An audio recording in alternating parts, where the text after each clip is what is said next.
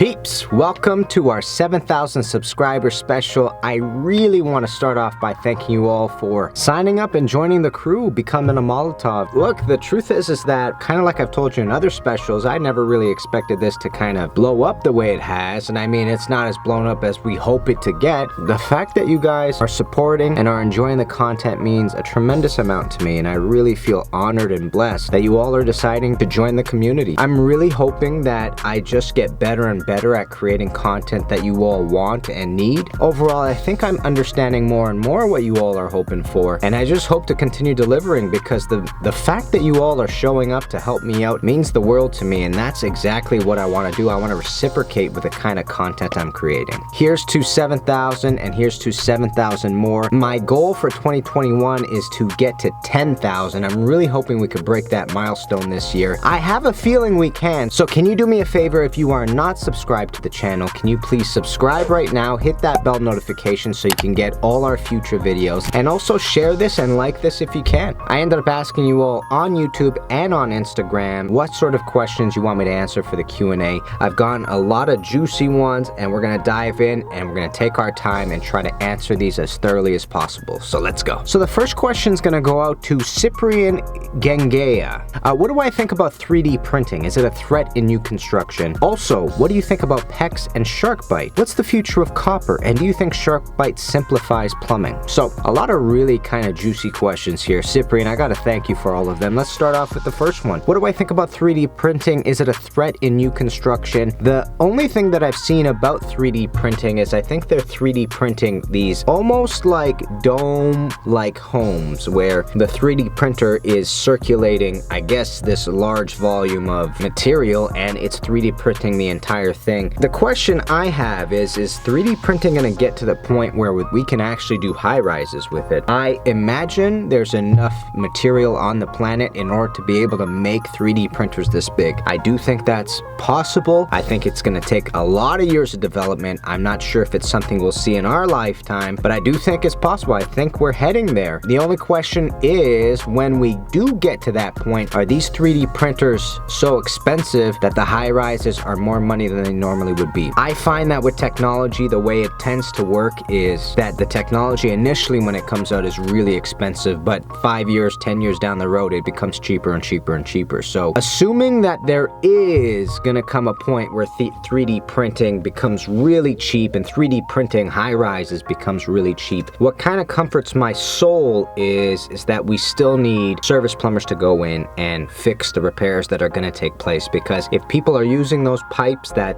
the 3D printer printed, once those pipes are in use, people are discharging things through those pipes, including water. At some point, you're gonna have the exact same issues as you have right now. You're gonna have clogs, you're gonna have leaks, you're gonna have pinholes, you're gonna have all that shebang that takes place to this very day. And that's just the very nature, it seems, of wear and tear on the materials that we do use inside our homes. I do get uncomfortable about the notion of 3D printing just because I do think it could take away jobs once our society and our technology kind of meets the standards necessary to be able to print large objects like a high-rise. But I am, again, comforted by the notion as well that we're still going to need service plumbers no matter what. So I'm sort of hoping it takes a long time for society to get there, because I don't want to see a lot of people lose their jobs, if you know what I mean. Also, what do I think about PEX and shark bite? What's the future of copper, and do you think shark bite simplifies plumbing? I think PEX and shark bite simplifies plumbing. I think PEX, shark bite, and ProPress simplify plumbing. I think that's the very nature of what humans do. They figure out how to do something, and then the subsequent generations of what that is us figuring out how to do it faster, how to do it easier, how to do it with less material, with all sorts of variables that are less and less and cheaper and faster and faster. So I think it's a natural progression for plumbing to be going the way it is. I think the future of copper is going to be, I don't know, actually.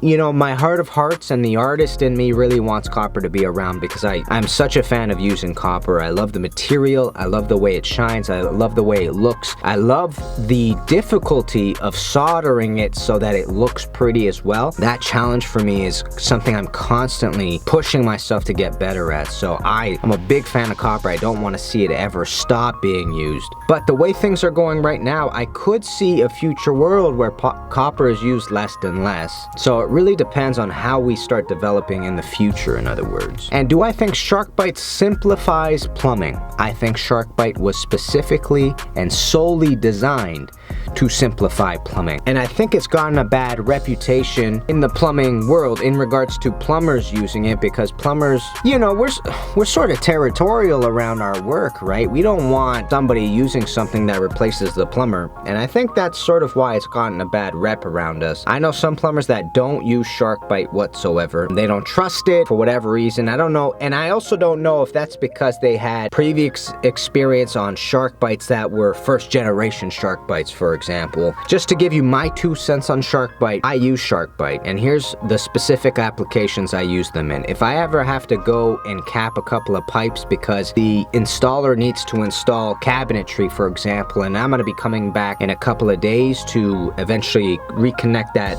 sink, but when I get there and I cut and cap, I use SharkBite caps. They are super fast, they're super simple, and they're very convenient. The truth is as a plumber, I feel like if I'm going to charge my customer top dollar, I gotta give them the best version of my work, and SharkBite is not that, simply because the best version of my work is copper, or it's running PEX, or it's transitioning from copper to PEX. I don't want to walk away from a job and have the customer think to themselves, I just spent top dollar on a job that I, as a customer, could have done myself.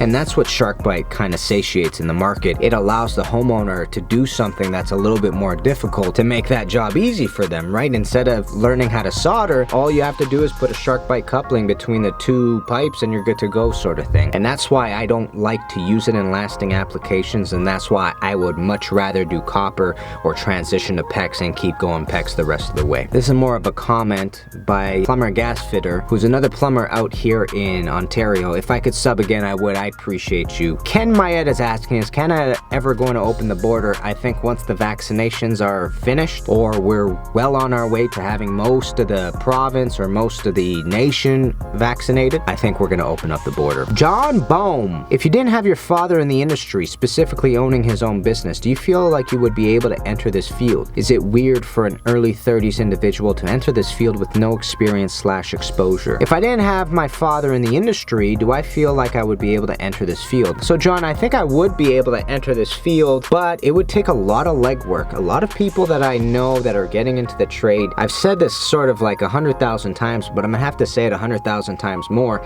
It's really hard to get into the trade. I saw the opportunity sitting in front of me, which is why I turned to my father and I asked him for a spot in the truck. I think I'd be able to enter the field, but I think I'd have to be a little bit persistent in order to get into the field, and I think that's the case for everybody. A lot of people that ask me how to get into the field, I think it's just a lot of networking, you know, and it's momentum you have to build yourself, which is the hardest part. You have to go to shops and kind of introduce yourself. You have to show up at an early hour, or you got to send a million resumes and hope to finally get a response. You have to go to union halls and see when they're hiring. It's a lot of work, and it takes some people 6 months to a year to finally get in, but they do get in, and that's when the actual hard work starts, you know what I'm saying? That's when you start learning the trade. So I do think I'd be able to get in, but I think it'd be just as hard as everybody else trying to get in. Second question, is it weird for an early 30s individual to enter this field with no experience or exposure?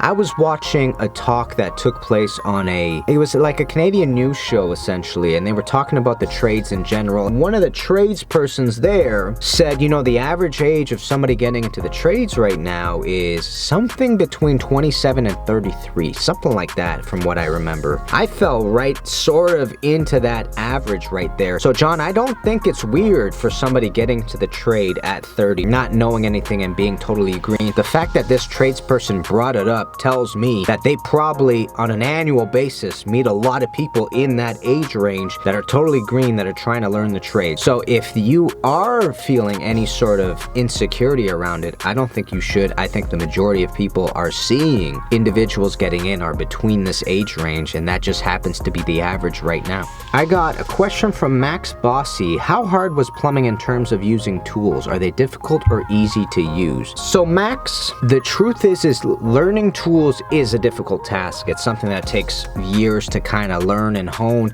I mean, whenever you grab a pair of channel lock pliers, it doesn't feel too complicated until you start actually doing a task with them. And that's where the fine details start kind of showing up, you know, the way you specifically hold the channel lock pliers. If your hand's injured, how do you have to now rearrange the grip so that you can still kind of compress whatever you're compressing and rotate the plier as well. And every single tool you're going to be introduced to is going to have this sort of effect on you. You're going to have to study it for a duration of time to finally figure it out. So are they hard? Not hard, but they're not easy either. They're not the sort of things that you pick up naturally and you figure out very quickly. Unfortunately, you're gonna have to be introduced to them, and you're gonna have to spend many hours to hone your ability to understand how to use them in specific applications, for example. I think whatever difficulty there is in learning tools is compounded by the fact that you don't get your hands on the tools in the first couple of years very much. And that's the experience I had as an apprentice, which was, you know, my father charges by the hour, and because he charges by the hour, he cannot let me be on the tools at all times of all days, but there are moments where he can hand a pair of channel locks over to me and I'll be able to go ahead and do the work that I'm hoping to do. So because you don't get your hands on the tools that much in the first couple of years, it also feels like you aren't learning the tools as fast as you should be, or as fast as you want to be, in other words. Next question comes from Maximilian Steindl. Where do you see yourself in 10 years? Maximilian,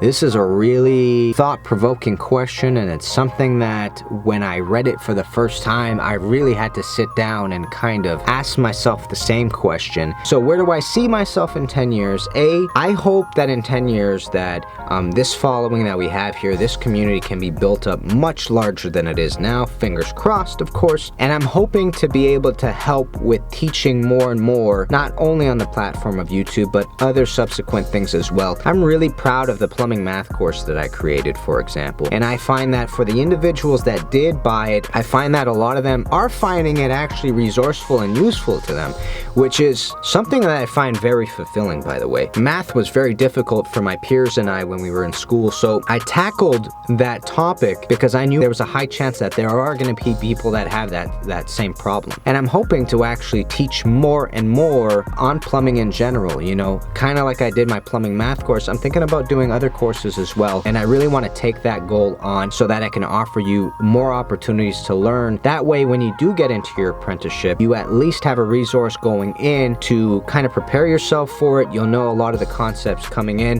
One final thing I want to say is there are a couple of things that I'm currently working on that are in the works, that are in the oven, that are kind of cooking, that I don't want to bring up yet. I'm going to bring up eventually, but I'm hoping very soon I'll be able to introduce you to a couple of other things that I am hoping to do, and a couple of goals that I do have, and I really want to see if they can take off with our community. Actually, I'm going to leave it at that. Diego Vasquez, during your early apprentice times, how long did it take you to feel comfortable working on waste, preferable waste venting in rough-in stages, whether it's a kitchen or bathroom remodel, whether it's ABS or CAT? By the way, I'm a second-year apprentice in California, 21 years old, and absolutely love your channel. You inspire all of us, man. Diego, that means the world to me. Thank you so much for watching the videos. Honestly, that's a very heartwarming message. Thank you. Okay, so during my apprenticeship, how long did it take me to feel comfortable working on waste? Diego, year 3 was kind of the magic year for me. Like I was saying before, year 1 and 2 is kind of difficult. You don't get your hands on the tools very often. Year 3, I had enough experience up to that point for my dad to eventually say, okay, here's a pair of pipe cutters. I want you to go to that ABS pipe. I need you to put in this fitting for me, sort of thing. And he would let me go while he worked on something else. Year 3 was that moment where I kind of started doing things, you know, at such a slow pace, I like to add. And depending on the material we're talking about, it got slower or faster. So at least for me, working with plastic was always faster than working with cast or working with copper, for example. Plastic goes in really easy, so if I was working on cast, Dad was always with me. So I would say about 3 years to finally get to the point where I could do a task and get it done without having my journey person there. But the journey person would have to come over and verify that it was done well, and also also the journey person would have to give me direction. So it wasn't the sort of thing where I could problem solve a situation. I was really bad at that still. But my father would kind of turn to me and say, yeah, okay, this is what I want you to do. I want you to start on this end and start building this way. I wasn't able to do that. I did not have enough experience to know which way to build from and which way to solve the problem from. That took many more years, probably year 4, year 5, until I was able to kind of start the real problem solving that we are getting paid for on the job site. Got a question from James Lee. How difficult is it to find a plumbing job or an apprenticeship in Canada these days? I think that's the crux of the issue. Finding apprenticeships in general is extremely difficult. I hate to say that. I know that as a career we're in demand, but we're having such a hard time filling the spots, unfortunately. Finding an apprenticeship takes a lot of work, takes a lot of guts, takes a lot of willpower and persistence. A tremendous amount of persistence. You have to be good at not being discouraged when a company doesn't call you back, and you also have to be comfortable with not getting discouraged when a company tells you that they don't need apprentices. You need to get good at that, and you need to look at them saying they don't need an apprentice as another opportunity to push another resume somewhere else. You know what I mean? You gotta look at it as part of the process, part of the game, unfortunately. So James, it's difficult to get apprenticeships. Unfortunately, that's the narrative right now, but persistence, perseverance, keep pushing, and I have faith in all of you. So also I got a bunch of questions on Instagram as well. Make sure you follow me there. You'll be able to see daily jobs that I do. It's kind of a nice kind of look behind the scenes of what I'm up to. All right, I got a question by Finlay, and I can't tell if this is a joke or if this is an actual thing that happened. Finlay was saying, I was told I was too short to become an apprentice. What should I do?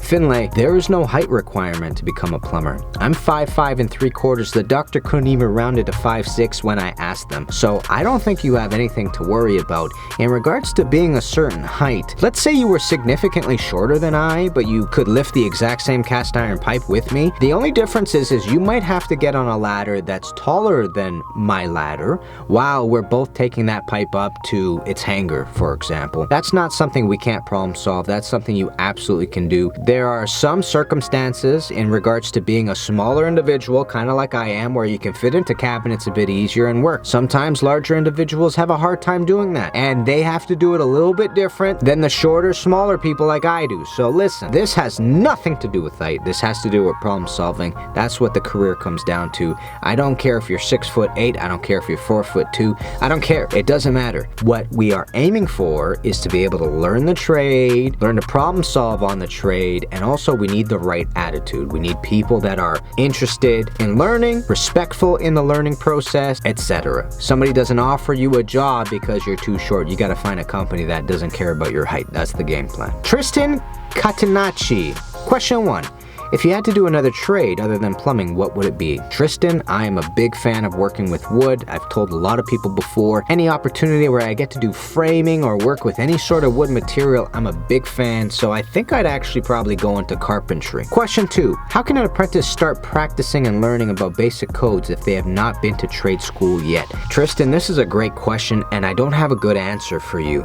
The truth is that I don't know of any resources right now that you can grab and start learning about codes, and that's why I'm hoping to make some courses for you all where you can start learning codes, and that's the unfortunate part. I think a lot of you are eager to learn, so what you can do is continue watching other plumbers on YouTube. You can watch my channel, but there's a large number of plumbers doing day in the life vlogs now that I'm seeing, and they do different things than I do, and they teach it in a different way, and they talk about it in a different way. So I would watch as much as you can, in other words, and you'll be able to pick up a few things on boilers here, on drainage pipes there, sort of thing. I think that's the best case scenario, and when my courses start coming out, I'm gonna definitely give you a show. Question 3, what is your opinion on reaming pipes? Some journeymen I've worked with live by it, and some don't do it at all. Sorry if you've answered any of these before, Tristan, no worries, my friend. So reaming pipe. So when I was doing the Red Seal exam, which is our licensing exam here, all of Canada that does the same Red Seal exam in plumbing, there are questions on how to handle certain important pipes, and they talk about reaming inside the red seal exam, and that should be an indication of reaming is an important part to the national standard. In other words, it has to be part of the conversation. Now, I definitely ream large diameter pipe. Anytime that I see a significant edge on the interior of a pipe, I will ream it. So I personally do it, and the theory behind reaming pipe is that, especially if you're working with domestic water, an unreamed pipe, whenever water travels through a pipe and hits, what basically happens is turbulence takes place. You'll have an effect where a pulse will happen because the pipe is actually smaller in diameter, which increases the pressure in that one spot. And that turbulence, from what I hear, can actually cause pinhole leaks. So reaming a pipe for the longevity of the pipe is very important. So whenever we get an opportunity to ream, we do our best to do so. Thank you for the questions, Tristan. Question from Jeremy. Hey Kenny, I just recently started the trade and I want to ask you if it's normal to feel a little discouraged about how little you know about the work going on. Jeremy, straight up, when I started working with my father, I had such a hard time not pulling out my phone and looking at it, because there were a lot of times where my father would be sitting there looking at a kitchen drain, trying to figure out in his mind, which way he's going to run this pipe. He's working out the details in his head, and he doesn't talk out loud when he does that. And I'm sitting there going, what are we doing? And because I don't know where he's going with these pipes, I don't even know what the next steps are. I don't know if I should start cleaning fittings. I don't know if I should get him a pipe cutter. I don't know if I should get him a Sawzall instead. I don't know what to do. And I'm standing there going, what the heck are we just sitting here for? Like, this is so boring. So Jeremy, in those moments, I thought to myself, what am I doing? And why isn't he helping me get my hands on the tools? And so discouragement was the only thing I felt in the first couple of years. So honestly, I don't think it's uncommon to feel discouraged about how little you know. And I think the worst part is the more eager you are to get in and do work and learn, the harder it is that you don't do it. You know what I mean? Like, in other words, again, discouragement was a very big part of my first couple of years in the apprenticeship. Hang in there. I promise you, even though you don't know what's going on in a lot of applications, you are still gonna remember moments where your journey person did something, because you're gonna see the same manifestation of pipe at some point, and you're gonna go, oh yeah, my journey person did that when they did this. Let me try that sort of thing. So hang in there. You got this, Jeremy. It's part of the game. I promise you. Keep your eyes on the prize. Keep watching your journey person. Don't pull out your phone, all right? David Perez, my question is, I'm a 4-year apprentice about to get my journeyman license soon. Congratulations, by the way. And I want to go on my own. Will you recommend me to go as soon as I get my license, or to wait to get more experience at the company I am now? Because as soon as I get my license, they will move me up to a management, but I want your opinion, and the ultimate goal is to go on my own. So David, this is a little bit difficult to answer because I don't know what kind of plumbing you specifically do, if you do new construction or if you do service. And the reason why I think there's a difference is because if you're doing new construction, you might have seen a lot of the applications that you're going to be working on, and you might feel very confident in doing so. I know for myself, in regards to working in service, if I was in my 4th year, I just haven't seen enough. According to, my background, I didn't see enough by my 4th year to feel comfortable to go by myself. In other words, I know in my progression in learning the trade, in 4 years, I didn't feel like I got my hands on enough bathtubs, on enough water closets, on enough leaks. At that point, I didn't have a large amount of experience troubleshooting leaks. I installed only a handful of hot water tanks. So I know for myself and my sake, I would have said, no, I need more years working with a really good service plumber in order to eventually get better and then to feel comfortable to go out on my own. But you might be in the opposite scenario. You might have had a lot of experience doing the majority of things you're doing. And if that's the case and you feel totally comfortable and confident doing it, I'd say, when's a better time to take the leap than once you get licensed? If you don't feel like you've had enough experience under your belt, I would say wait a couple of years. What I would do is have a running list, okay? I would actually write a list out. I would say things I know and things I don't know. And anytime you come to a job site where you didn't know something, I would check it on the list. And anytime you came to a job site and you understood something, I would check it on that list. And then I would finally sit back after a few months and look at my data. How many times was I stumped on a job site? If it was less than 5 or less than 4 or less than 3, maybe you've seen the majority of things that you needed to see to go out on your own, you know what I mean? But if it's really close to the amount of times you weren't stumped, maybe it's time to continue just learning more and more, which means work with somebody more experienced than you. I think that would be a good strategy for you to maybe figure out if you're ready to go on your own. Got a question from Braden Hinman. What makes more money, residential service plumbing or residential new construction plumbing? Braden, I think this comes down to the development taking place where you live. So for example, if there's not a lot of development taking place where you live right now at this very second, then residential service plumbing is probably going to be what makes more money. But if there's a tremendous amount of development and you're seeing many subdivisions go up within the next couple of years, then you might be making more money doing residential new construction, in other words. This will come down to you kind of trying to figure out, is your current area really in development, or maybe there's a dip in the market and not a lot of people are investing in new homes right now. If they're not investing in new homes right now, then the old homes are the ones that the plumbers are going to be focusing on. If they are paying attention to new homes, then residential new construction might be the way to go. That's how I would kind of tackle how to figure out which one is stronger currently in the market for wherever you live. Victor Jimenez. Vic, I hope you're doing well, man. Is Toronto a good city to live comfortably as a plumber? So Vic, right now, a union plumber in Toronto, Ontario makes around $50 an hour. You know, that's around $96K a year approximately before taxes. And you also get benefits at the union halls. So, I mean, it's pretty comfortable living. $96K can get you a pretty long way, but you also have to remember, Toronto's a very expensive city. You know, it's sort of where everybody gravitates towards. It's the big mecca in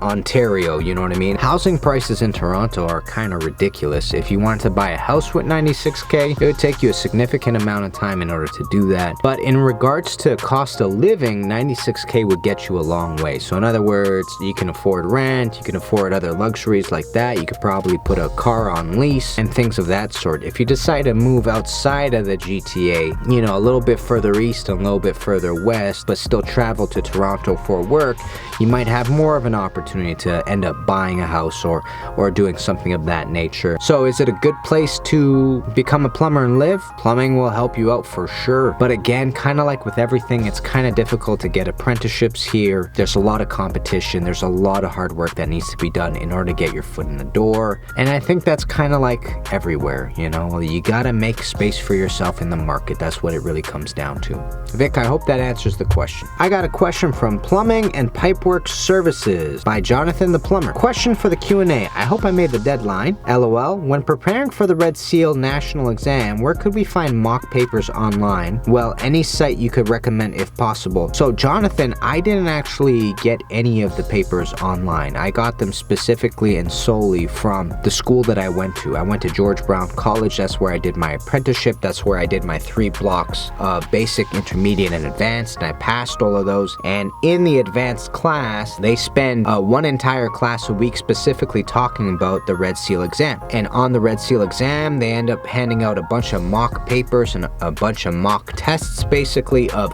the questions you're gonna get on the exam, and that's how I got mine. I never had to go online in order to find that out. So unfortunately, I don't know any resources online. I think I would try going online, take a look at it yourself, and decide from there. But maybe what you can do is reach out to some of these schools and tell them the situation you're in. I'm gonna go straight to do my Red Seal exam. I was wondering if is there any way that I can get the questions to the Red Seal that you guys might have, and maybe they'll be able to help you out. I find the teachers are pretty awesome. Got a question from Islam Bouali. How can a plumber from Algeria come to Canada for work? Islam, I don't know how to answer that question. I've gotten this question a lot from people that want to immigrate to Canada to do this kind of work. I think what you should do is talk to an immigration expert. Find out maybe from an immigration office in Algeria what it takes to move to Canada first of all, how to apply apply to Canada. Maybe a lot of that you could find online on the internet, and then start the application process there, and then see if there are any government programs for you to get into Canada through the trades itself. So that might be an option as well.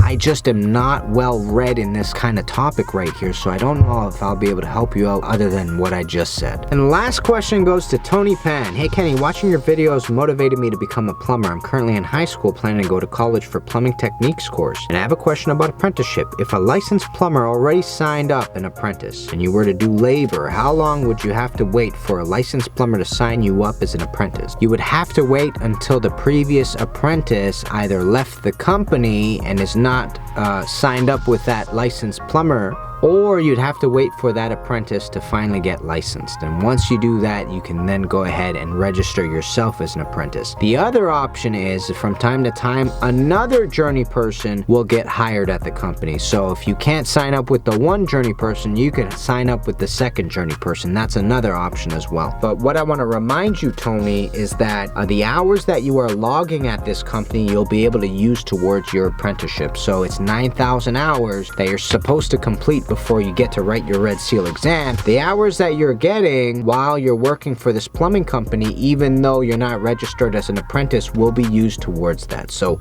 I hope that helps. I hope that clears that up. So peeps, I just want to thank you all again for 7,000 subscribers. I mean, that is not nothing, am I right? That's a lot of people, and I'm really hoping we could push that over to 10K this year. It would be so much fun. Again, I have a few things in the works that I think will be useful for our community. I'm really excited about them. I'm really can't wait to share the information once I'm able to, if you know what I mean. They're so early on in their kind of creation that I gotta be hush-hush about it, in other words. But overall, I just want to remind you, it means the world to me that you have subscribed to my channel. It means the world to me that you're supporting me and checking out my videos, and that my art can be useful to you in learning things for the career that you're aiming for. Overall, it's a great blessing to have you here. It's a great blessing that you've decided to subscribe. I love you all. Thank you so much. And I'll see you plumbers very soon. Kenny Molotov, guys. Peace, baby.